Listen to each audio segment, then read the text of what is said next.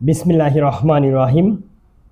প্রিয় দেশবাসী, শ্রদ্ধেয় বীর মুক্তিযোদ্ধাবৃন্দ এবং আমার প্রিয় বীর মুক্তিযোদ্ধার সন্তান ভাই ও বোন সহ মুক্তিযোদ্ধার নাতি নাতনি প্রজন্মরা এবং বীর মুক্তিযোদ্ধা পরিবারের পক্ষে শক্তি এবং সর্বস্তরের নাগরিকদেরকে জানাই আমার প্রাণপ্রিয় সংগঠন বাংলাদেশ মুক্তিযোদ্ধা সন্তান ঐক্য পরিষদ কেন্দ্রীয় কমান্ডের পক্ষ থেকে সংগ্রামী সালাম। আসসালামু আলাইকুম আরহামতুল্লাহি অবরাকাতুহু। এবং অন্য ধর্মাবলম্বীদেরকে জানাই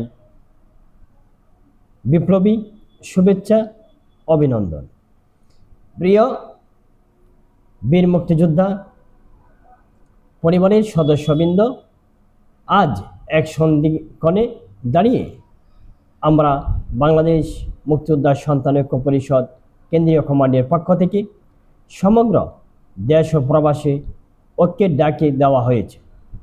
দেখা যাচ্ছে দেশ প্রবাস থেকে বীর মুক্তিযোদ্ধার সন্তানরা আপনারা এই ঐক্যের ডাকে সাড়া দিয়েছেন। আমি আপনাদেরকে ধন্যবাদ জানাই, কৃতজ্ঞতা প্রকাশ করি।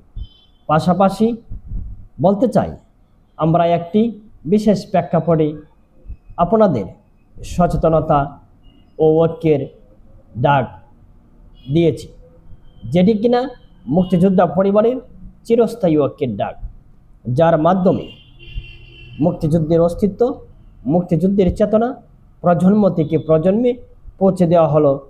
তার মূল লক্ষ্য বাংলাদেশের নাগরিকদের ন্যায্য অধিকার এবং মুক্তিযোদ্ধা পরিবারের ন্যায্য অধিকার নিয়ে কথা হলো।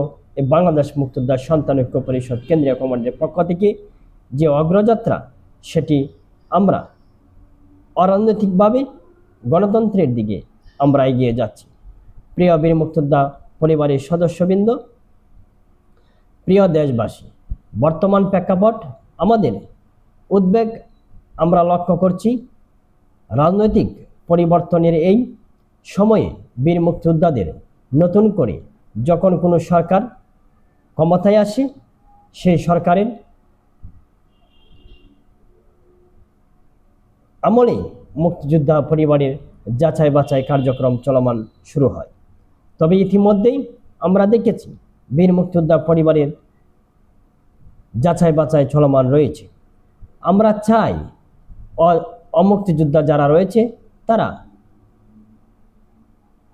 মুক্তিযোদ্ধা তালিকা থেকে সরে যাক। তবে আমি মনে করি আমার প্রাণপ্রিয় সংগঠন বাংলাদেশ মুক্তিযোদ্ধা সন্তান ঐক্য পরিষদ কেন্দ্রীয় কমান্ডের পক্ষ থেকে কেন্দ্রীয় কমান্ডের চেয়ারম্যান হিসাবে আমি মনে করি, যাতে করে প্রকৃত বীর মুক্তিযোদ্ধারা প্রতিহিংসার জন্য, ব্যক্তিগত বিচ্ছেদের কারণে যেন প্রকৃত বীর মুক্তিযোদ্ধারা এই যাচাই বাছাই প্রক্রিয়াতে যেন হয়রানির শিকার না হন এবং প্রকৃত মুক্তিযোদ্ধারা যেন প্রতিহিংসার কারণে তালিকা থেকে বাদ না পড়েন।